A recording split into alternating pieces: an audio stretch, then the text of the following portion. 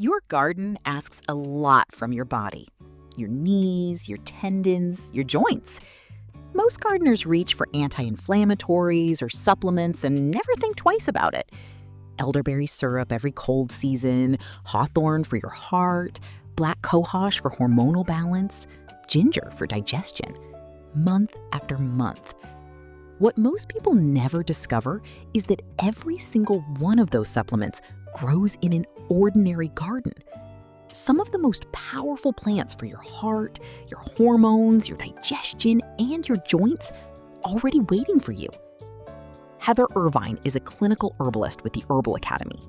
In the next 15 minutes, she is going to walk you through 9 of the most powerful medicinal plants for your body's deepest needs, including one that most gardeners already grow without ever knowing it specifically supports the tendons and ligaments that gardening itself puts under the most pressure.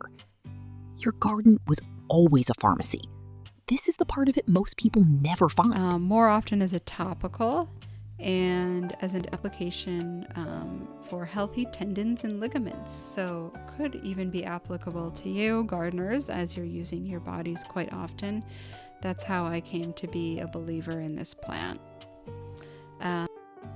This talk was recorded at a past Grow Your Own Vegetables event, where clinical herbalist Heather Irvine of the Herbal Academy shares the garden plants that support your heart, your hormones, your digestion, and your body. For more information, free resources, and gentle guidance, you can find us at growyourownvegetables.org. And to grow alongside other gardeners just like you, join our free community at gyov.org. Arnica. So if you do decide to grow arnica and use it, keep in mind this is only going to be for topical use. You might be familiar with the little homeopathic pills, and that's a much different type of preparation and dilution. But if you use arnica topically, a little bit can be grown. So there are a couple species, Arnica montana and Arnica camisonis. I'll admit that camisonis, which is what you see pictured, has a little bit of a weed look to it. So I usually grow it in really deliberate patches where they're somewhat close together, and I can just leave that plant only and it looks like you meant it. It also grows the best if its area is weeded pretty well, and it will spread, it will sort of maintain itself by propagating a bit underground as well, spreading a bit underground. It's said to spread politely, not an invasive. A little bit slow growing, said to be a light dependent germinator, loose soil, well-drained soil, moist soil. Both of these kind of occur in like alpine areas where even though the soil might not be very deep, there's a little bit of good moisture, cool water running through somewhat regularly.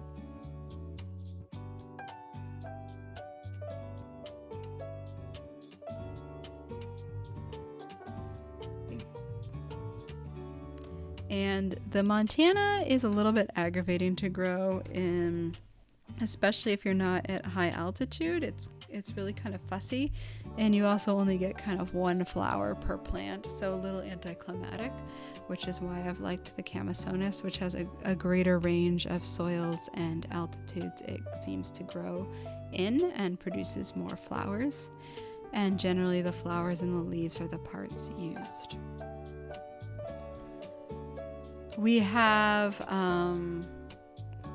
just another picture of the arnica and a little bit more growth information. Some I've mentioned. Moist, loamy, acidic soil. Also rock gardens with some loose soil as well. That's an area that you could try growing it. Have Hypericum, St. John's wort. So I'm not really advocating internal use of St. John's wort unless you consult an herbalist or know a bit, but we often find it as kind of like a garden perimeter plant. Not kind of talking about the kind of ornamental shrub that you might purchase that has really large flowers, but rather the wild or naturalized Hypericum perfoliatum.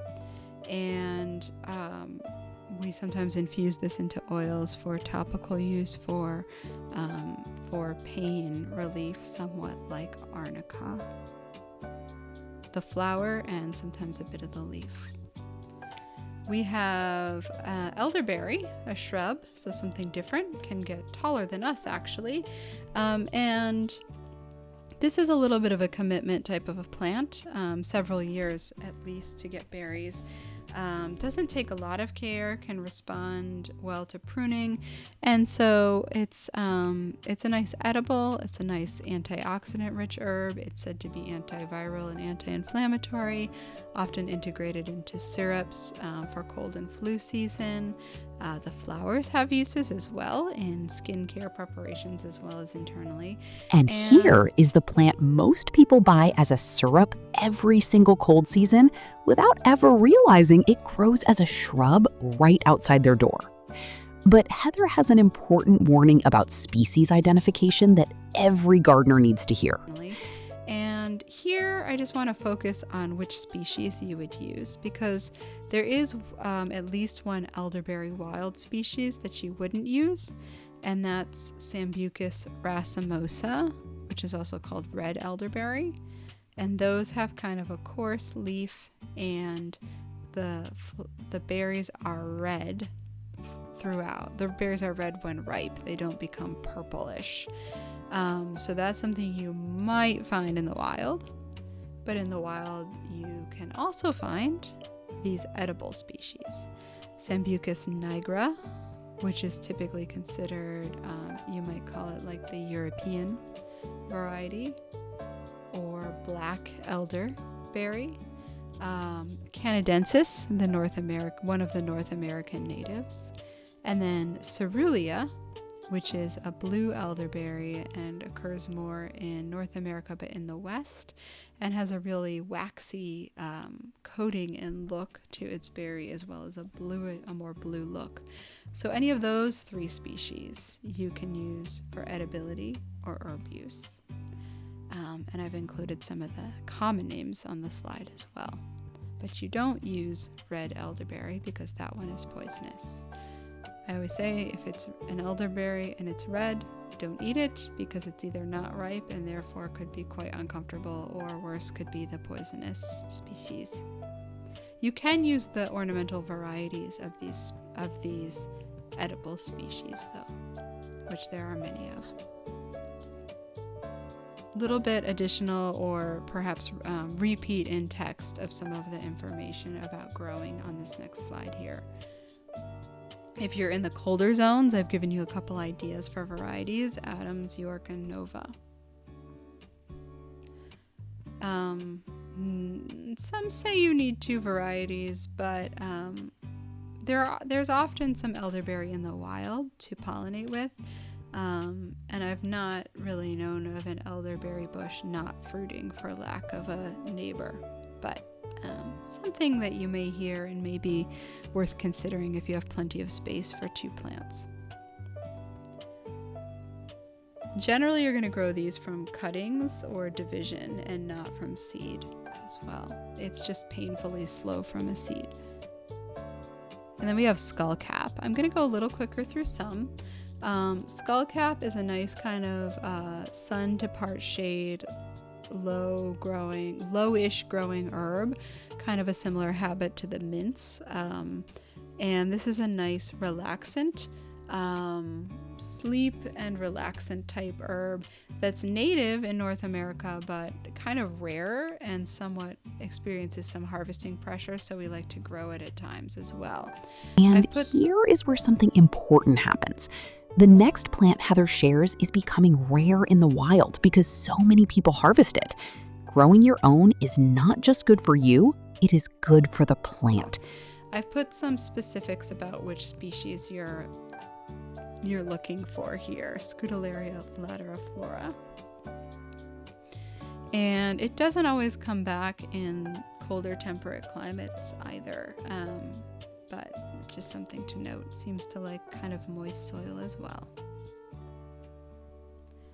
Black cohosh is something you might already be growing in your garden, and has some commercial interest in herbal supplements for particular hormonal or hormonal balance uses. So something to consider, especially if you're considering like herb farming. You might see if you have any local herbalists who would be interested in buying the root of this plant. You wouldn't necessarily use a whole lot of it on your own, but it's a woodland plant that's what we call at risk, meaning a lot of the native populations have been over-harvested. It can be grown in a well-chosen spot in your woodlot. It can also be grown in the sun, so it's kind of versatile in that way. And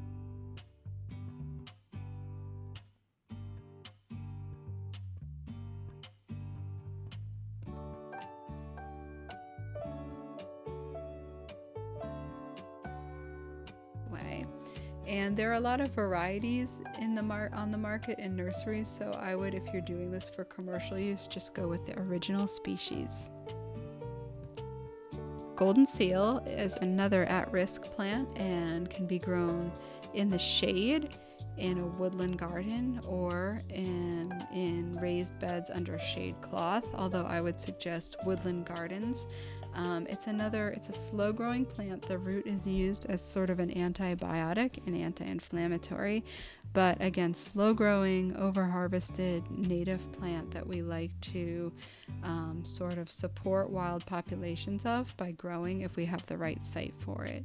If you've ever considered growing ginseng and have a nice rich woodland area with nutrient-rich soil and calcium-rich soil and plenty of shade and breeze, then this may be another type of crop you could try and include there, from seed or from rootlets. Oh, and we have a bit more about black cohosh. So we're in the woodland category here, and some black cohosh root. I had made an edit to this order, but it didn't stick, but not too bad because we're otherwise on track. Solomon seal. So we have Solomon seal, just the garden Solomon seal or wild plant that you may know. I haven't really learned definitively if the popular variegated varieties are useful or not. So herbalists tend to grow a little of our own of, for example, Polygonum biflorum, non-variegated.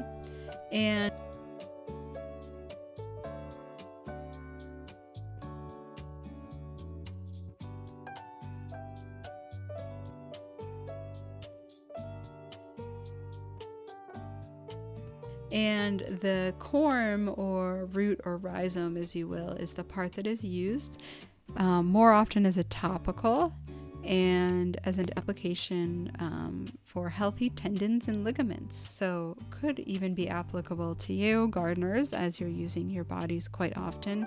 That's how I came to be a believer in this plant. And a repeat image or another image of it young, and then an image of a patch of it in the fall. So you might be thinking this is something you've seen or have in your gardens, and that could be. Not to be confused with false Solomon seal. So just definitely, if you're thinking of harvesting some from a garden, verify that you've got the Polygonum biflorum or another one that's called true Solomon seal, as opposed to some of the lookalikes. We have a challenge or larger area plant, Hawthorn. I wanted to include at least one tree. So for the overachievers here, or those who have a little more space. So Hawthorn tree, all species can be used for their fruit, or flower actually can be harvested, both considered cardiovascular supportive herbs. And the fruit is really rich in antioxidants, and some would say antioxidants that really even quite specifically support the cardiovascular system and protect the cardiovascular system. Honeys, wines, tinctures, drying for teas, freezing, freezing the pulp. All of these are possible preservation techniques, and wine is probably people's favorite, although something a little lower tech would be infused honeys or syrups. Stay with us for 2 more extraordinary plants, one for your circulation and one that might already be growing in your garden right now in a completely unexpected form. Syrups. I have included some varieties on the slide for consideration, but absolutely every species of hawthorn can be used. And then a couple of challenges due to climate, or you might need to just know a bit about the plant and which species you're after. So lately, in the last few years, I've heard lots of questions about hibiscus because we have, Rose of Sharon and all sorts of plants that we sometimes call hibiscus. That we wonder, is that the hibiscus tea that I'm drinking? Well, the species that's used in hibiscus tea is Hibiscus sabdarifa, and it's not so much the flower petals, but the calyx that closes into this pod that are used as either a dried tea or sometimes even a fresh item infused into honeys as a food. And we also know has some benefits in herbal uses in the way of sort of cardiovascular support, mild sort of perhaps circulatory relaxation, some cooling effects in the summer, as in like just helping us to disperse heat by having some healthy effects on circulation. I also call it demulcent, which is funny because also some call it astringent because it's so tart tasting. It's a little bit of both, but just nice moistening, cooling, and certainly high in vitamin C as well as other vitamins, and high in antioxidants. And mostly this is here for a little clarifier. Hibiscus sabdarifa for the culinary one you're aimed at. It has an actually like more pale yellow or cream colored flower, not red, the red center, and it's this red calyx or pod that you're looking for.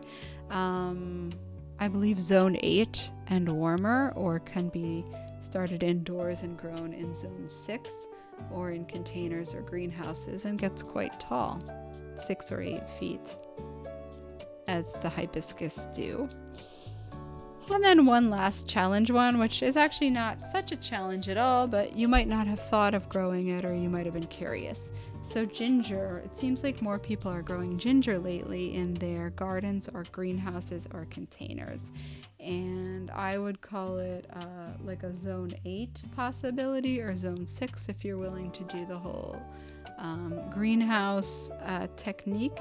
And it actually seems to grow best if the soil's kind of shallow, or like the best, loosest growing environment is kind of shallow. So some will even put like a layer of, bricks or stone, and then soil, and then ginger, and put in kind of a, warm environment, neither too dry or too moist, but kind of loose soil, warm, and where the roots are a little bit hugged, at least from the bottom, or rhizomes, I could say. And you can actually grow it from, firm and fresh pieces from a grocery store, although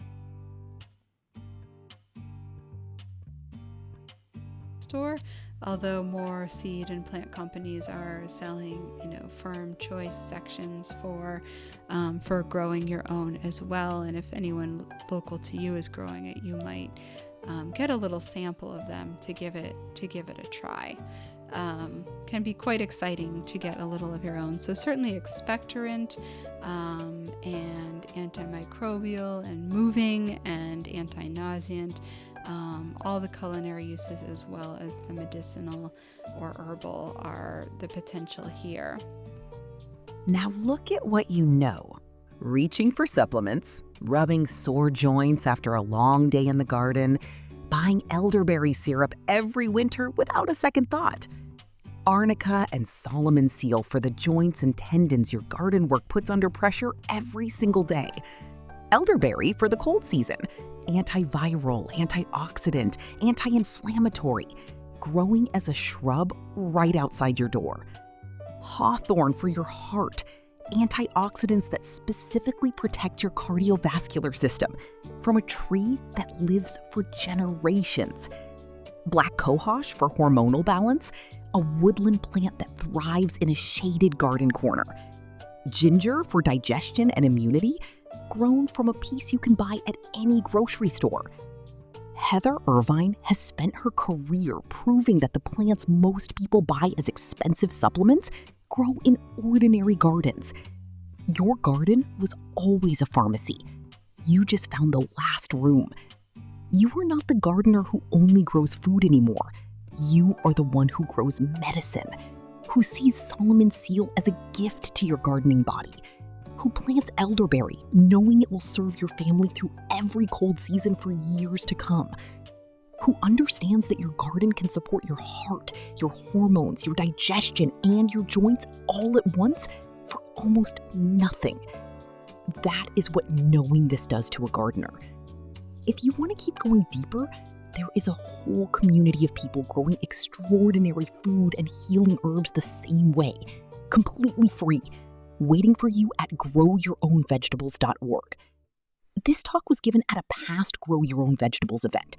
If it inspired you, imagine 4 days with 15 of the world's most trusted gardeners, homesteaders, herbalists, and soil educators, each sharing their single most powerful lesson, completely free.